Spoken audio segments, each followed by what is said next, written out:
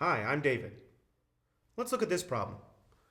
We're given the picture of the graph of f prime, and it looks something like this. And just from this picture, from this graph, we're asked to find two things.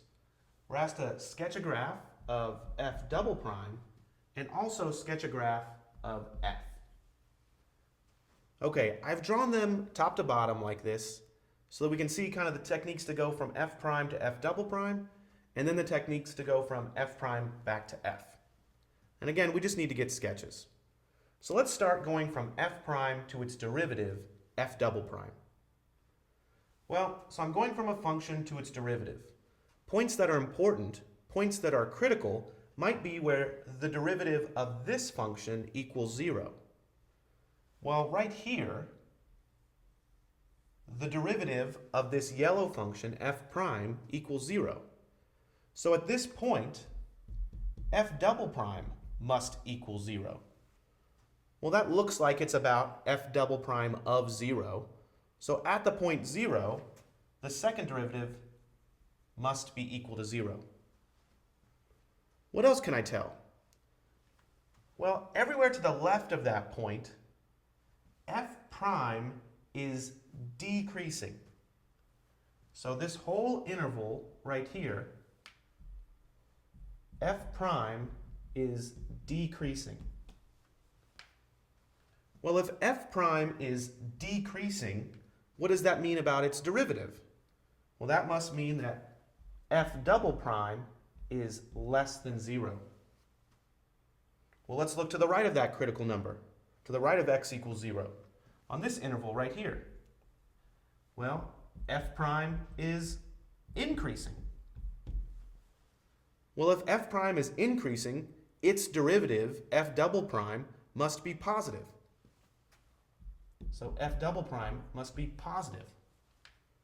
So I must have some picture where f double prime is 0 right here. It's negative to the left of x equals 0, and it's positive to the right of x equals 0.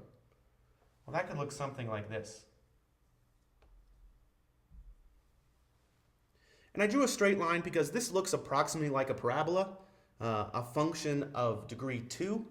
So I'm drawing a straight line, which would be a function of degree 1. I don't know it looks exactly like this, but I do know that it's negative to the left of 0 and positive to the right of 0. And that's a pretty good sketch of f double prime. Okay, now let's go from f prime back to the original function f. Let's see what we can figure out.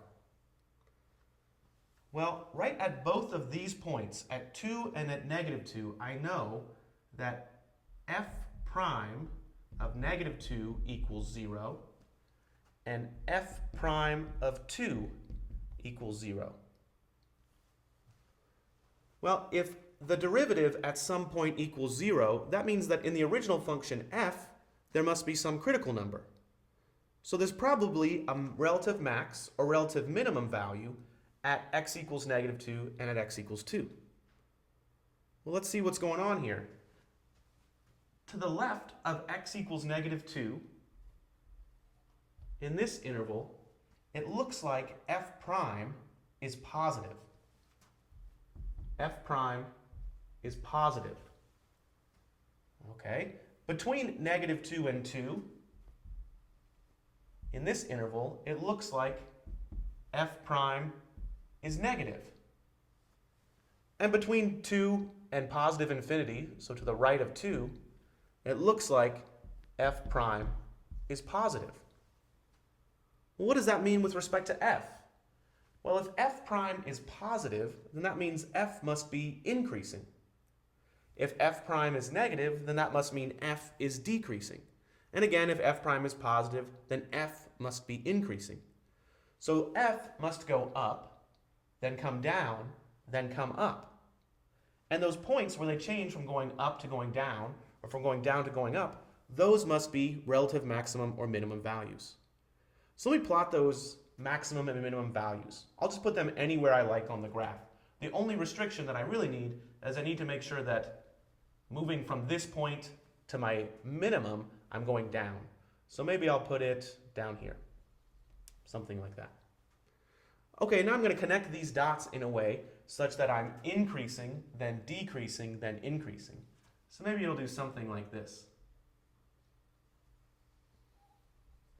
And that could be a good sketch of f. Now, a couple things to recognize here.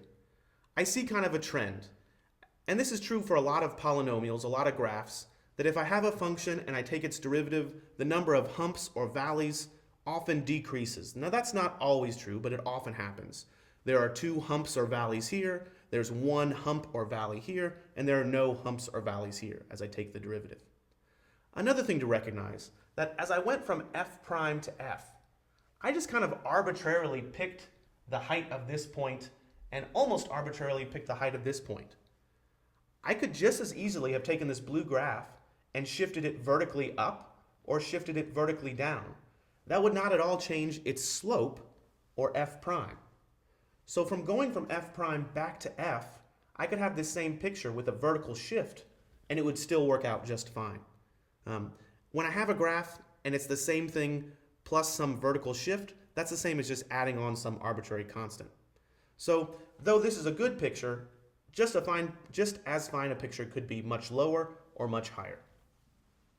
So from f prime, I was able to get f double prime, and from f prime, I was able to get a sketch of the original function f. Thanks for watching.